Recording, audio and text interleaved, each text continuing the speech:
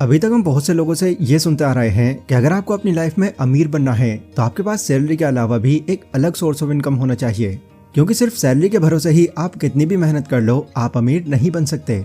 The secret of millionaire mind book के author T हार्व एकर का भी अपनी बुक में कुछ ऐसा ही कहना है। वो कहते हैं कि अमीर लोग जो होते हैं ना, वो अपने पैसों से काम करवा कर पैसे कमाते हैं, जबकि जो गरीब लोग होते हैं वो पैसे कमाने के लिए खुद अपना पूरा टाइम देकर पैसे कमाते हैं। मतलब ओवरऑल सबका इनडायरेक्टली यही कहना है। इवन मैं भी अपनी कई वीडियोस में ये मेंशन कर चुका हूँ कि अगर आपको एक रिच लोगों की कैटेगरी में आना है तो आपको एक बिजनेस पकड़ना होगा। एक फेमस ऑथर डेविड बाग भी अपनी यंग एज में कुछ ऐसा ही सोचते थे, लेकिन सिर्फ तब तक जब तक उनकी मुलाकात एक कपल जिम और सू से नहीं हुई थी। जिम जो थे वो डेविड के एक स्टूडेंट थे। जब उनकी मुलाकात दोनों से हुई तो उन्होंने डेविड को बताया कि वो दोनों 50 की एज तक अपनी सैलरी के थ्रू रिटायरमेंट लेना चाहते हैं। नाउ ये जो बात थी वो डेविड को बहुत ही अजीब लगी, लेकिन अपनी बात को आगे बढ़ाते हुए जिम ने बताया, देखिए अभी इस टाइम हम पर कोई लोन नहीं है और हमारे दोनों बच्चों की अब पढ़ाई भी पूरी हो चुकी है। इवन हमारे खुद के नाम पे 2 हाउस हैं, जिसमें से एक में तो हम रहते हैं और दूसरे को हमने रेंट पर चढ़ाया हुआ है, जहाँ से हमारा महीना खत्म होने तक पैसा अच्छा खासा बन जाता है। इन्हीं सब चीजों के कंटिन्यूसली चलते अब तक करीब हमने अपने पास में $2 मिलियन की नेटवर्थ बनाकर खड़ी कर दी। बाकी इसके अलावा भी जिम ने उनको और भी बहुत सारी ऐसी बातें बताई, जिन्हें सुनने के बाद उनका जो जॉब करने वाले को देखने का नजरिया था वो बिल्कुल चेंज हो गया। वैसे मैं आपको बता दूं कि एक सैलरीड कपल होने के बाद भी जिम और सू ने ऐसा इसलिए करके दिखा दिया क्योंकि उन्होंने बाकियों की तरह अपनी सैलरी को यहाँ वहाँ की बेकार चीजों में बिल्कुल खर्च नहीं किया, क्योंकि उनके जो पेरेंट्स थे वो फाइनेंशियल स्टेबिलिटी की इंपॉर्टेंस को बाखूबी समझते थे और इसी के चलते उन्होंने उनको बहुत सी ऐसी बातें बताई जिससे उन्होंने अपने पूरे सिस्टमैटिक तरीके से अपने पैसों को मैनेज करना सीखा।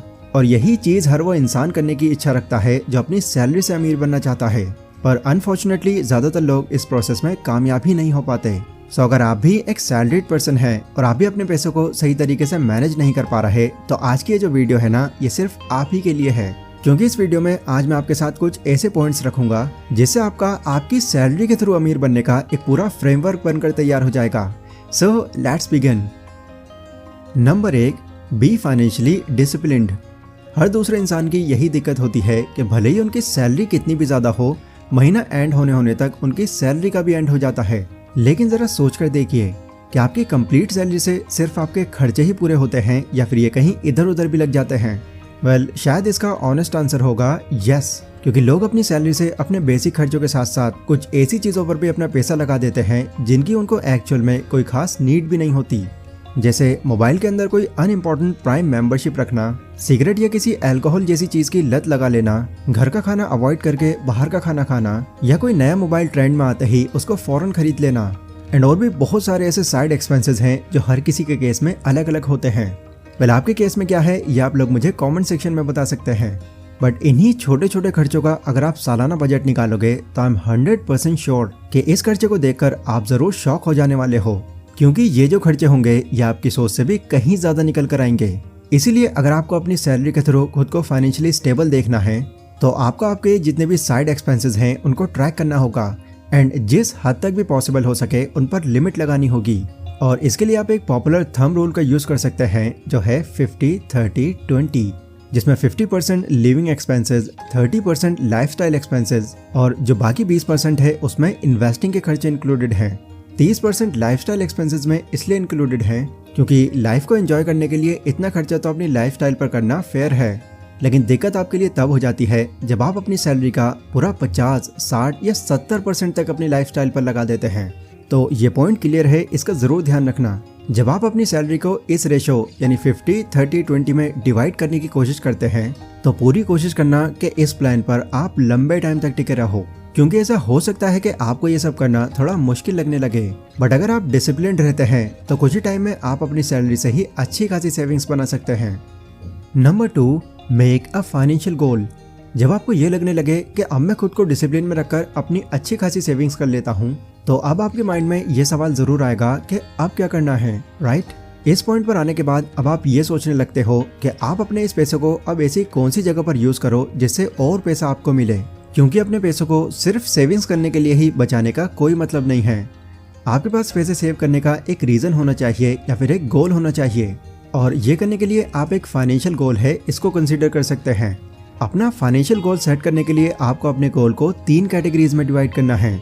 शॉर्ट टर्म, मीडियम और लॉन्ग टर्म।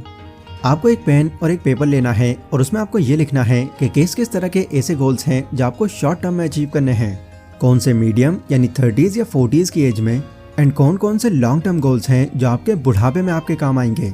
इस तरह से अपने गोल को डिसाइड कर लेने से आपको ज़्यादा क्लियरिटी मिलेगी। देखो क्या होता है, बहुत से लोग अपने माइंड के अंदर ही अपने गोल का पूरा फ्रेमवर्क तैयार कर लेते हैं, बट फिर भी उनके लिए उनके गोल को अचीव कर पाना बहुत मुश्किल हो जाता है। क्यों? क्योंकि इस तरीके से वो जितना जल्दी अपने गोल को सेट करते हैं वो इतना जल्दी भूल भी जाते हैं। इसलिए ये सब करने के लिए आपको उसको फिजिकली लिखना बहुत इंपॉर्टेंट है। पॉइंट 3 पर जाने से पहले मैं एक बात और इंक्लूड करना चाहूँगा कि अपनी और अपनी फाइनेंशियल कंडीशन के हिसाब से ये गोल सेट करने से पहले ये मेक श्योर कर लेना कि उस पर्टिकुलर टाइम के इन्फ्लेशन के हिसाब से ये फिट बैठता हो। क्योंकि इस छोटी सी दिखने वाली चीज़ में ध्यान रखे बिना अगर आप अपनी प्लानिंग करने बैठ जाओगे तो उस टाइम तक जाकर आपको उतने इफेक्टिव रिजल्ट नहीं दिखेंगे जितना आप सोच रहे थे। Number 3, don't take debts. साल 2018 में हुए एक सर्वे के अकॉर्डिंग इंडिया के रूरल एरियाज में 35% लोग और अर्बन एरियाज में 22.4% लोग आज भी किसी न किसी कर्ज में डूबे पड़े हैं। साथ ही एक दूसरी स्टडी में यह भी शो किया गया है कि इंडियन पॉपुलेशन के 77% वर्किंग प्रोफेशनल्स आज के टाइम में भी किसी न किसी तरह के लोन पर ही डिपेंडेंट रहते हैं। प्लस एक होम क्रेडिट सर्वे की अगर मैं बात करूं तो ये कहता है कि 67% इंडियन लोन्स लेने के लिए हमेशा रेडी रहते हैं। ये इतने डेटाज मैंने आपको इसलिए बता दिए क्योंकि ये जो डेटा हैं वो अलग अलग चीज़ों को रिप्रेजेंट करते हैं, पर ओवरऑल कहने का मतलब यही है कि इंडिया के अंदर आज के टाइम में भी बहुत ज़्यादा लोन लिया जाता है, जिसकी वजह से लोगों का पैसा सिर्फ लोन इंस्टॉलमेंट भरने और इंटरेस्ट चुकाने में ही खत्म होता रहता है, जिससे सेविंग्स तो क्या वो बहुत मुश्किल से ही अपने खुद के खर्चे निकाल पाते हैं। इसलिए अगर आप नहीं चाहते हैं कि आपकी सैलरी इन सब चीज़ों में आपको उलझा कर रखे तो आपको कोशिश करनी होगी कि आप किसी भी तरह का लोन ना उठाओ, क्योंकि कई केसेस में ये भी देखा गया है कि लोगों के लोन उठाने के पीछे का रीज़न उनकी कोई इमरजेंसी नहीं बल्कि इससे अपने शौक पूरे करना होता है। बट आपको इस तरह की चीज़ों का खास ध्यान रखना है और इसे हमेशा अवॉइड करना है। फिर भी अगर आप स्टिल किसी लोन के ट्रैप में ऑलरेडी फंस चुके हो तो इसे चुकता करने के सही तरीके को जानने के लिए मैं आपको एक बुक रिकमेंड करना चाहूंगा, that is total money makeover by Dave Ramsay.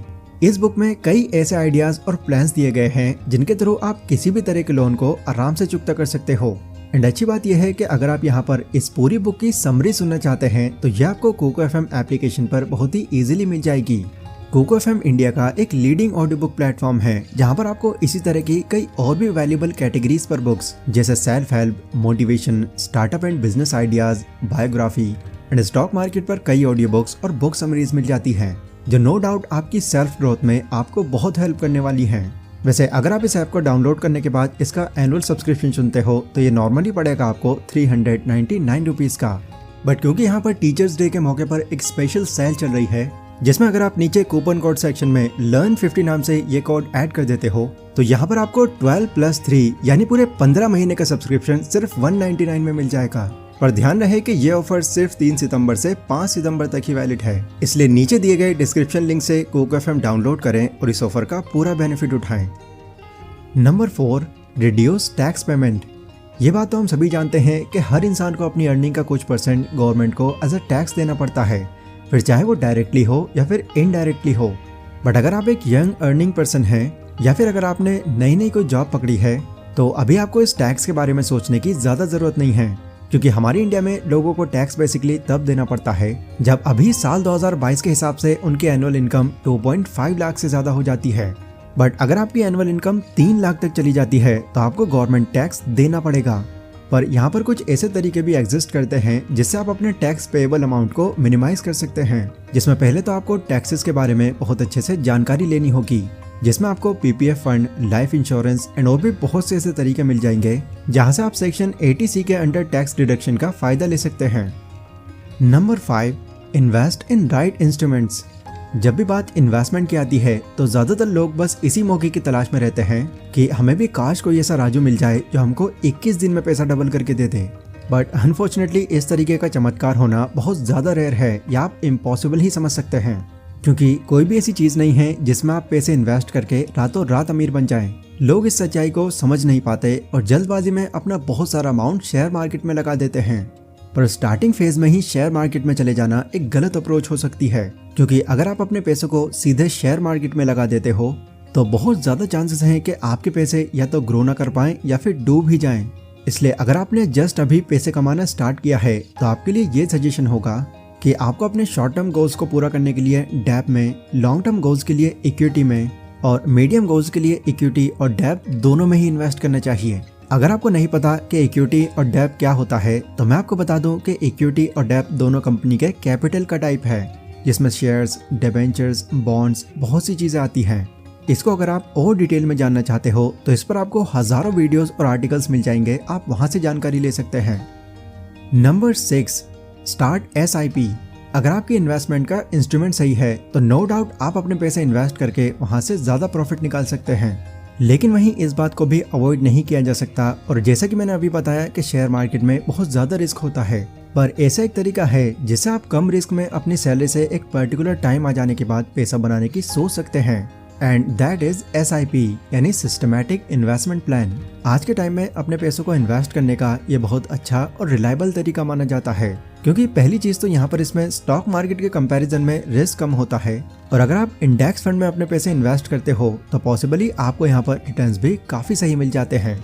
इसके अलावा SIP का एक सबसे बड़ा बेनिफिट ये है कि अगर आप ये चाहते हैं कि हर महीने अपनी सैलरी से एक पर्टिकुलर अमाउंट इसमें आप ऐड करते जाओ और ये प्रोसेस आपकी नजरों में भी ना पड़े, तो इस चीज को पॉसिबल भी आप यहीं पर कर सकते हो, जिससे आपको डिसिप्लिन रहने में भी हेल्प मिलेगी और आपकी SIP में आपका पैसा इन्वेस्ट भी होता रहेगा। एक बार अगर आपने यहाँ पर इसकी आदत डाल ली तो ये धीरे धीरे थोड़ा थोड़ा कंपाउंड होकर काफी बड़े अमाउंट में कन्वर्ट हो जाएगा। तो ये कुछ ऐसे पॉइंट थे जो आपको एक सैलरीड पर्सन होने के बाद भी फाइनेंशियली स्टेबल बना सकते हैं। इन्हें याद रखने के लिए आप इन पॉइंट्स का एक स्क्रीनशॉट ले सकते हैं ताकि टाइम टू टाइम आपकी इन पर नजर पड़ती रहे। ये वीडियो अगर आपको पसंद आई हो तो इसको उन सभी लोगों को भी शेयर कीजिए जो इससे हेल्प ले सके। बाकी डिस्क्रिप्शन में Kuku FM एप्लीकेशन का लिंक है। इसी तरह की सेल्फ ग्रोथ पर ऑडियो बुक्स और बुक समरीज सुनने के लिए उसको भी जरूर चेकआउट करें।